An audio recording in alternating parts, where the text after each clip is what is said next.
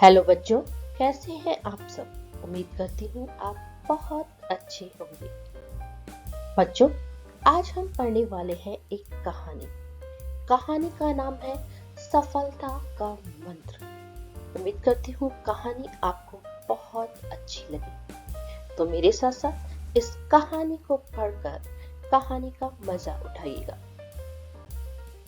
सफलता का मंत्र। एक गांव में दो मित्र कुशल और गौरव रहते थे। कुशल बहुत धार्मिक था और भगवान को बहुत मानता था, जबकि गौरव बहुत मेहनती था। एक बार दोनों ने मिलकर 1 बीघा जमीन खरीदी, जिससे वह बहुत फसल उगाकर अपना घर बनाना चाहते थे।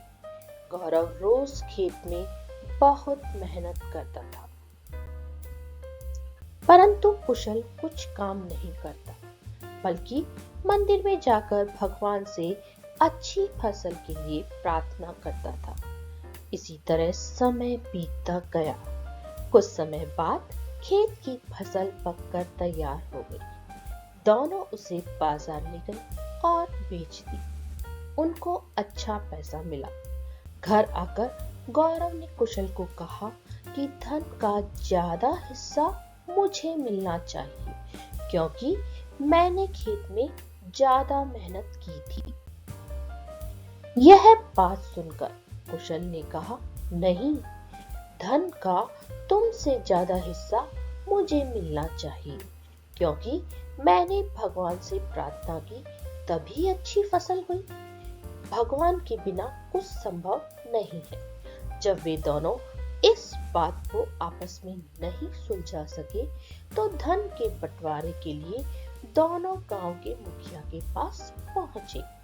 मुखिया ने दोनों की सारी बात सुनकर उन दोनों को एक एक बोरी चावल दिए, जिसमें कंकड़ मिले हुए थे।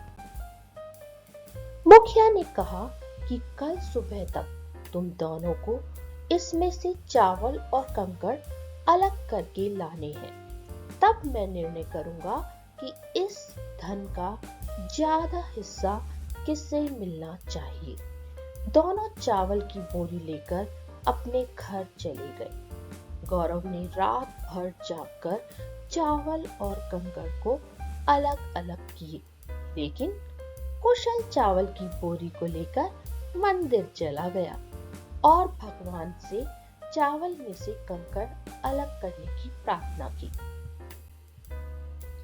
रात को गौरव ने जितने चावल और कंकड़ अलग किए, उनको लेकर वह अगले दिन सुबह मुखिया के पास गया, जिसे देखकर मुखिया खुश हुआ।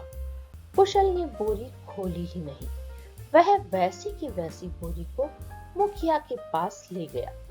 मुखिया ने कुशल को कहा कि दिखाओ, तुमने कितने चावल साफ किए हैं। कुशल ने कहा कि मुझे भगवान पर पूरा भरोसा है, मेरे तो सारे चावल साफ हो गए होंगे। जब बोरी को खोला तो चावल और कंकड़ वैसे के वैसे ही थे। मुखिया ने कुशल को कहा कि भगवान भी तभी सहायता करते हैं जब तुम मेहनत करते हो। मुखिया ने धन का ज्यादा हिस्सा गौरव को दिया। इसके बाद कुशल भी गौरव की तरह खेत में मेहनत करने लगा। अब की बार उनकी फसल पहले से भी अच्छी हुई। तो बच्चों, इस कहानी से हमें क्या सीख मिलती है?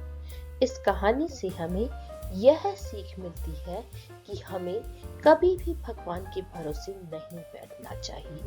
हमें सफलता प्राप्त करने के लिए मेहनत करनी चाहिए। तो बच्चों, करोगे ना मेहनत, तभी सफल होगी। तो इस प्रकार कहानी को बार बार अच्छे से पढ़िएगा। और जाने से पहले मेरे चैनल को सब्सक्राइब करना ना भूलिएगा। साथ ही साथ बेल आइकन को प्रेस भी अवश्य कीजिएगा, ताकि मेरे नए वीडियो की नोटिफिकेशन आपको सबसे पहले मिले। Thank you children.